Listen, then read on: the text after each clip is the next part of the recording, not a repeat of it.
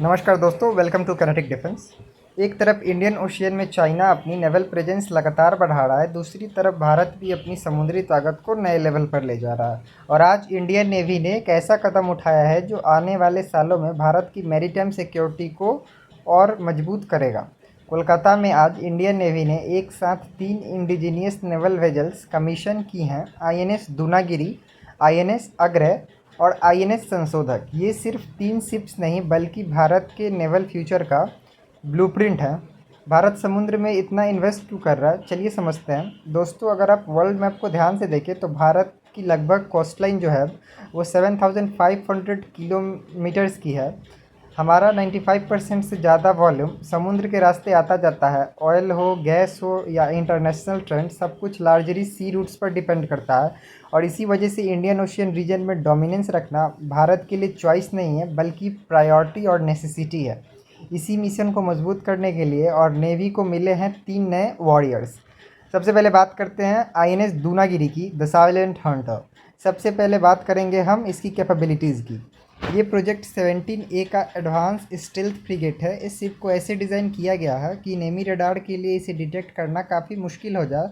Modern sensors, network centric warfare system और advance weapons इसे एक डेडली प्लेटफॉर्म बनाते हैं। सोचिए, अगर इंडियन ओशियन में किसी हॉस्टाइल वारशिप या सबमरीन की मूवमेंट डिटेक्ट होती है तो ऐसे स्टील्थ फ्रिगेट सबसे पहले एक्शन में आते हैं। ये सिर्फ डिफेंस नहीं करते बल्कि पावर प्रोजेक्शन भी करते हैं। मतलब दुश्मन को मैसेज मिलता है कि इंडियन नेवी हर वक्त रेडी है। INS Agray, guardian of the coastal waters.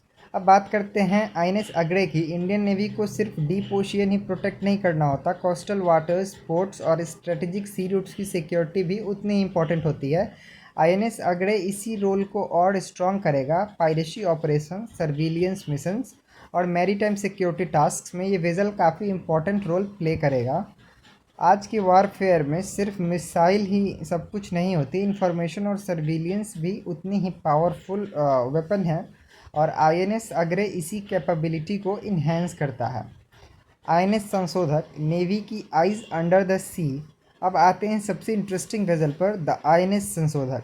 नाम से ही समझ आ रहा है, संशोधक मतलब रिसर्चर। लेकिन ये कोई ऑर्डिनरी रिसर्च शिप नहीं है, ये एक एडवांस सर्वे वेजल है जो समुद्र के अंदर की दुनिया को मैप करती है। सी बेड की डेप्थ, अंडर वाटर ऑब्स्टिकल्स और नेविगेशन रूट्स का एक्यूरेट डाटा कलेक्ट करती है। अब आप सोचेंगे कि ये वॉरशिप से भी ज़्यादा इंपॉर्टेंट कैसे हो सकती है जबकि इसके पास ना कोई मिसाइल्स एंड ना कोई टॉर्पीडोज़ है। अगर आपको बैटलफील्ड ही नहीं पता होगा तो आप वॉर कैसे लड़ेंगे। सिंपल लॉजिक है। सबमरीन्स को ऑपरेट करने के लिए, फ्यूचर नेवल बेसिस प्लान करने के लिए और अंडर वाटर ऑपरेशंस के लिए एक्यूरेट हाइड्रोग्राफिक डाटा बहुत ज़रूरी होता है। और INS संशोधक इंडियन नेवी को एग्जैक्टली वही एडवांटेज देगी। आत्मनिर्भर भारत का नेवल रिवॉल्यूशन।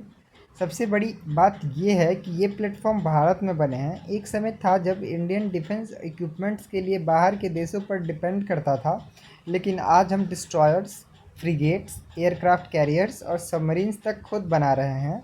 INS विक्रांत से लेकर प्रोजेक्ट 17A फ्रिगेट्स तक इंडियन शिप बिल्डिंग इंडस्ट्री एक नए एरा में एंटर कर चुकी है।